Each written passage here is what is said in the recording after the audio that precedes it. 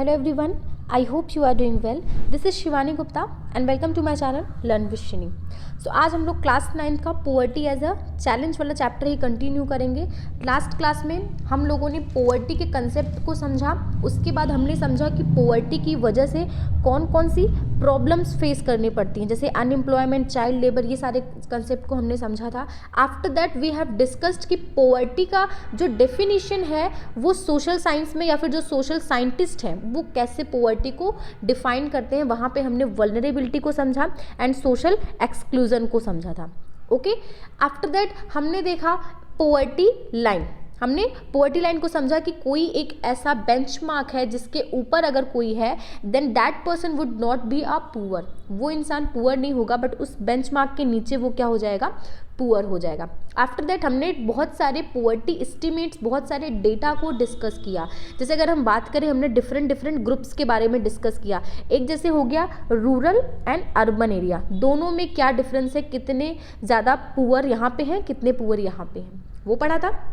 After that हमने SC ST में जो डिफरेंट सोशल ग्रुप हैं उनको कंपेयर किया. उसके बाद हमने agricultural labour and casual labour, दोनों को, उन लोगों को कंपेयर किया. एंड सबसे लास्ट हमने जो पढ़ा है वो है इंटर स्टेट डिस्पैरिटी, मतलब इंडिया के जितने भी स्टेट्स हैं उनके बीच में कितना डिफरेंस है रिगार्डिंग दिस पोवर्टी. तो ज़रा बताइएगा आप लोग नीचे कमेंट करके the two most poor state and two less poor state. सबसे कम पुअर कौन से हैं, दो ऐसे स्टेट, और जो सबसे ज़्यादा पुअर हैं, दोनों स्टेट, चारों स्टेट्स के नाम कमेंट बॉक्स में आप लोग नीचे बताइएगा. और हाँ, आप ये भी बताइएगा जो हमने रूरल अर्बन, आपको पूरा इतना तो याद है कि 22% पूरी इंडिया की पुअर्टी है, ठीक है, लेकिन रूरल में कितना परसेंटेज है इस पोवर्टी का एंड अर्बन एरियाज़ में कितना परसेंटेज है इस पोवर्टी का, वो भी ज़रा बताइएगा आप लोग कमेंट बॉक्स में. चलिए शुरू करते हैं आज का चैप्टर, आज का टॉपिक.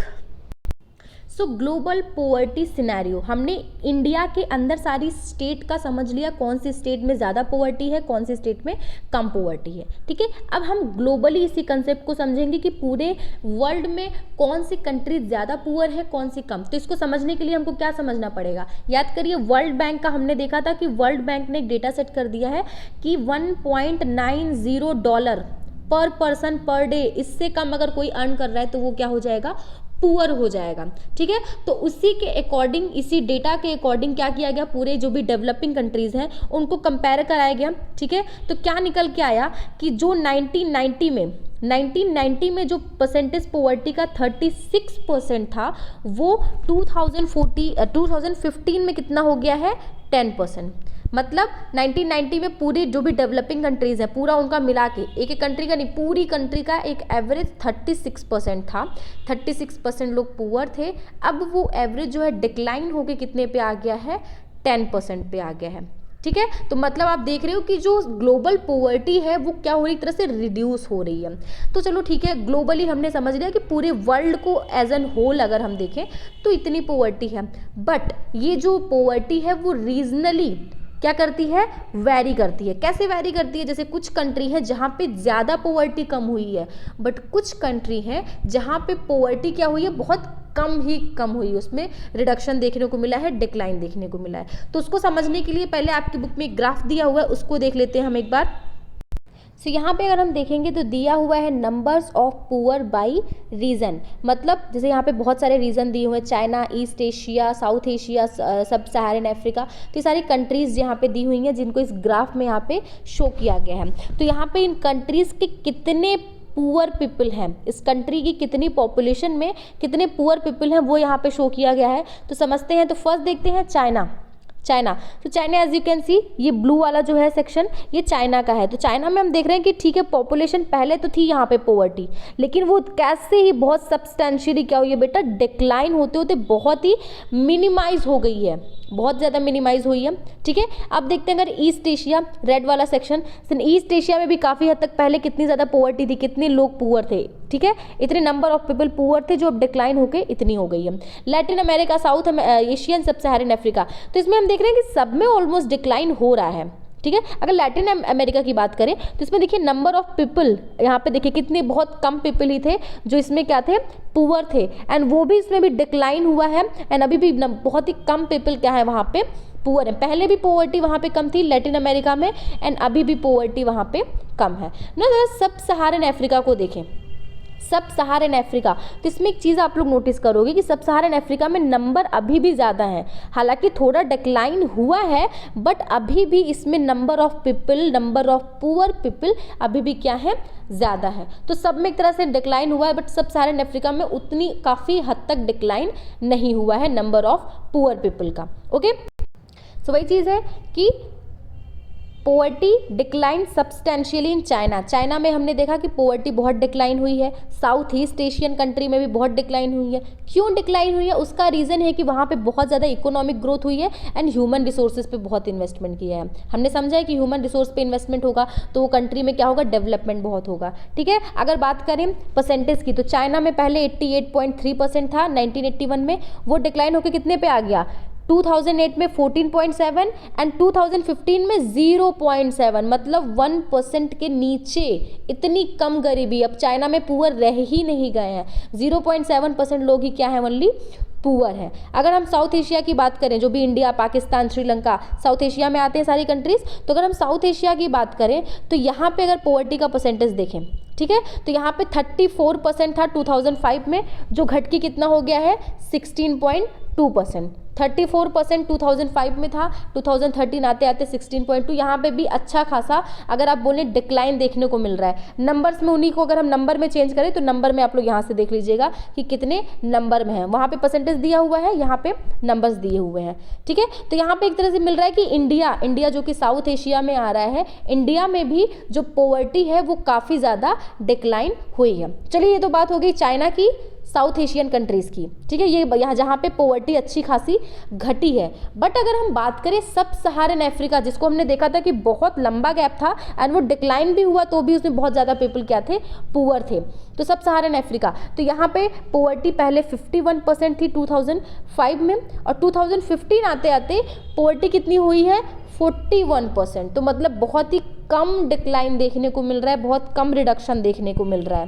ठीक है, तो अगर कोई पूछे कहाँ पे पोवर्टी अभी भी एग्जिस्ट बहुत ज़्यादा करती है, कौन सी, सब सहारन अफ्रीकन कंट्री, जो भी अफ्रीकन कंट्रीज़ हैं वहाँ पे पोवर्टी हमको आज भी बहुत ज़्यादा देखने को मिलती है। अगेन लैटिन अमेरिका की बात करें, जिसको हमने देखा था कि लैटिन अमेरिका में पहले से ही पोवर्टी बहुत कम थी, पहले से देखिए 10%, पहले से ही 10% थी, बहुत कम लोग पुअर थे, वो डिक्लाइन होकर कितने पे आई है, 4% पे, मतलब पहले से कम थी, उसमें हालांकि थोड़ा बहुत और रिडक्शन देखने को मिला है, अब कितना हो गया है, 4% हो गया है। ओके, तो अगर हम यहाँ पे रशिया की बात करें, जैसे रशिया कंट्री है, तो रशिया में पोवर्टी पहले एग्जिस्ट ही नहीं करती थी। ठीक है, तो यहाँ पे एक तरह से पोवर्टी आई है यहाँ पे, और यहाँ पे काफ़ी हद तक बहुत लोग पुअर हुए हैं। पहले यहाँ पे रशिया में पोवर्टी होती नहीं थी। चलिए वो छोड़ते हैं, अभी 3.2 टेबल हम लोग देखते हैं क्या दिया हुआ है यहाँ पे। तो टेबल 3.2 में एज यू कैन सी बहुत सारी कंट्रीज़ के नाम दिए हुए हैं एंड उसमें दिखाया हुआ है कितने % लोग इन कंट्रीज़ में क्या है, पुअर है। सो नाइजीरिया एक सब सहारन अफ्रीका कंट्री है। ठीक है, तो नाइजीरिया में एज यू कैन सी 53.5% लोग क्या है वहाँ पे, पुअर है, आधे से ज़्यादा लोग पुअर ही हैं वहाँ पे। इंडिया का एज यू नो 21.2, 22 आप लोग पढ़ ही रहे हो लास्ट क्लास से ही। Bangladesh 14.8, Pakistan 4.0, China 0.7, Brazil 4.8, Indonesia 5.7 and Sri Lanka 0.8। तो यहाँ पे एक लोग कंपैरिजन आप लोग कर लीजिएगा, ये किस बेसिस पे है। ये सारे डेटा जो बेटा आप लोग देख रहे हो ये वर्ल्ड बैंक ने निकाले हैं। ठीक है, वर्ल्ड बैंक ने, कौन सा वर्ल्ड बैंक का क्राइटेरिया क्या है, $1.09, ठीक है, डॉलर पर पर्सन पर डे। इससे नीचे जो है कंट्री उसको क्या बोल दे रहे हैं कि वो पुअर है। इसी बेसिस पे हमने देख लिया कि कैसे पूरी वर्ल्ड की सारी कंट्रीज के बीच में कौन ज़्यादा पुअर है, कौन कम पुअर है। Okay, next topic is causes of poverty. Poverty के कॉजेज क्या क्या हो सकते हैं, तो इसका बेटर अंडरस्टैंडिंग आपको होगा। जैसे फर्स्ट कॉज मैं बोलूँ कि पोवर्टी के कॉज, तो फर्स्ट एक तो हो गया कि लो इकोनॉमिक ग्रोथ।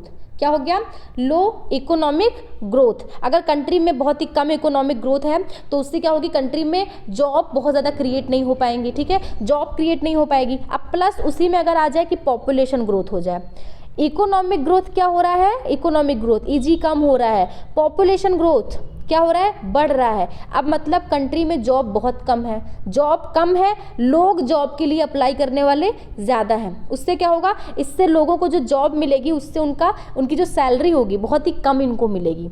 ठीक है भाई, लोग ज़्यादा हैं, लोग जॉब जॉब जॉब कर रहे हैं, तो जो भी जॉब देने वाला होगा वो कहेगा भाई इतने लोग हैं जॉब लेने के लिए, तो चलो जिसको भी दे रहे हैं थोड़े कम पैसे में दे दें। तो जॉब की अगर बात करें, पर कैपिटा इनकम क्या हो जाएगी, कम हो जाएगी। ठीक है, सो अगर पर कैपिटा इनकम कम होगी तो एक तरह से आप देखोगे कि पोवर्टी और ज़्यादा आएगी कंट्री में पोवर्टी और ज़्यादा आएगी, और एक तरह से यहाँ पे एक विशियस साइकिल बन जाएगी। मतलब एक तो पहले से ही इकोनॉमिक ग्रोथ कम था, पहले से ही पॉपुलेशन इतनी ज़्यादा बढ़ रही है, ठीक है, अब इन सारी कंडीशन की वजह से और कंट्री में पोवर्टी आ रही है, तो धीरे धीरे इसको क्या कर दिए, स्टिमुलेट कर रही है। ठीक है, तो इसकी वजह से गवर्नमेंट ने बहुत सारे प्लान्स लेके आए ताकि हम इकोनॉमिक ग्रोथ को क्या कर सकें, प्रमोट कर सकें एंड पॉपुलेशन को कंट्रोल कर सकें। ठीक है, गवर्नमेंट ने बहुत सारे प्लान लेके आए, हालांकि वो सारे प्लान जो है वो फेल हो चुके हैं, उतना कोई भी निकल के नहीं आया, कोई प्लान ने अपने आप को साबित नहीं कर पाया। सो अभी भी आप देख रहे हो पॉपुलेशन बहुत बढ़ रही है कंट्री में, इकोनॉमिक ग्रोथ उस हद तक नहीं हो पा रही है। ठीक है, so I hope 2 reason are clear. 2 causes हैं पोवर्टी के। पहला कॉज हो गया कि इकोनॉमिक ग्रोथ उतनी नहीं हो रही है, एंड दूसरा रीज़न हो गया कि पॉपुलेशन ग्रोथ बहुत ज़्यादा हो रही है। अगर क्वेश्चन आ गया give 2 reason of the cause of poverty की रीज़न क्या है, कॉजेज क्या है, तो आप क्या लिख दोगे, जैसे फर्स्ट लिख दिया आपने इकोनॉमिक ग्रोथ, सेकेंड लिख दिया आपने पॉपुलेशन। ठीक है, अब ना अगर हम बात करें कि 2 रीज़न तो हमारे पास थे कि ब्रिटिशर्स आए, उनकी वजह से हमारी इकोनॉमी बहुत ज़मीन में नीचे चली गई। ठीक है, तो उसकी वजह से क्या होता है कि हमारी जब कंट्री को इंडिपेंडेंस मिलती है, फ्रीडम मिलती है, तो हमारे यहाँ पे बहुत सारी चीज़ें की जाती हैं, जैसे ग्रीन रेवोल्यूशन किया गया। ठीक है, सो ग्रीन रेवोल्यूशन से क्या हुआ, एग्रीकल्चर सेक्टर में बहुत इंप्रूवमेंट देखने को मिला। कब हुआ था ग्रीन रेवोल्यूशन, कमेंट बॉक्स में बताइए। सो बहुत ज़्यादा कंट्री में एग्रीकल्चर सेक्टर में, अच्छा बताइएगा कौन कौन से सेक्टर्स में हुआ। जैसे बात करें ग्रीन रेवोल्यूशन, तो कुछ एरिया में बहुत ज़्यादा हुआ था इसका डेवलपमेंट, हमने लास्ट क्लास में भी उसको मेंशन किया था कि कुछ रीज़न थे जिसकी वजह से वहाँ पे पोवर्टी खत्म हो गई थी। तो ग्रीन रेवोल्यूशन होने की वजह से जॉब अपॉर्चुनिटीज़ तो बढ़ी, लेकिन कहाँ पे, बहुत लिमिटेड पार्ट में बढ़ी। ठीक है, लिमिटेड पार्ट में बढ़ी, हर जगह पे हमको जॉब अपॉर्चुनिटीज देखने को नहीं मिलती हैं, पोवर्टी जिसकी वजह से अभी भी बहुत सारे पार्ट में एग्जिस्ट करती है। दूसरा क्या हुआ, हमने आफ्टर इंडिपेंडेंस इंडस्ट्रीज़ वगैरह लगाने शुरू कर दिए, बड़े बड़े इंडस्ट्रीज़, पब्लिक प्राइवेट हर जगह लगाने शुरू कर दिए ताकि लोगों को जॉब मिले और कंट्री का डेवलपमेंट हो। बट क्या हुआ, ये सब भी उतना फेल हो गया, क्योंकि उतनी जॉब ये क्रिएट नहीं कर पाई जितनी ज़्यादा पॉपुलेशन थी, जिसकी वजह से लोग क्या हुए, लोग जाने लगे अदर जॉब, कैसे रिक्शा पुलर बन गए, कुछ लोग रिक्शा पुलर बन गए, कुछ लोग वेंडर्स बन गए, कुछ लोग कंस्ट्रक्शन वर्कर्स बन गए, कुछ लोग डोमेस्टिक सर्वेंट्स बन गए। तो सब लोग निकल के, क्योंकि जॉब नहीं है तो दूसरी फील्ड में जा रहे हैं। ठीक है, और जिसकी वजह से उनको वहाँ पे बहुत ही कम इनकम मिल रही है। एंड अगर आप बात करें, पहले गाँव में ये हाल था कि लोग गरीब बैठे थे, अब सिटी में भी ये हाल हो गया कि लोग बस्तियों में जाके बैठे हैं, स्लम में, बहुत ही पॉश एरिया है, जो सिटी होती है, सिटी के बॉर्डर पे जो यहाँ पे पॉश एरिया होता है जहाँ पे सारे गरीब लोग रहते हैं, स्लम बना के, बस्ती बना के वहाँ पे रहने लगे। एक तरह से यहाँ पे रूरल जैसी गांव वाली कंडीशन बनने लगी थी। ठीक है, अब नेक्स्ट देखते हैं और क्या है। एक फीचर हो सकता है, एक रीज़न हो सकता है पोवर्टी का कि इनकम इनइक्वालिटीज़ यहाँ से आप समझ सकते हैं, या फिर आप समझ सकते हैं जैसे क्या होता था पहले के टाइम पे कि जो लैंड थी तो कुछ सेक्शंस के पास में लैंड बहुत ज़्यादा होता था, कुछ के पास में लैंड होता ही नहीं था, तो ये इनके यहाँ जाके काम करते थे। ठीक है, तो इसकी वजह से लोगों के बीच में इनको ज़्यादा पैसे इनको अर्न कर रहे हैं, ज़्यादा पैसा कमा रहे हैं, ये लोग बहुत कम पैसा कमा रहे हैं, तो इनकम इनइक्वालिटीज़ थी।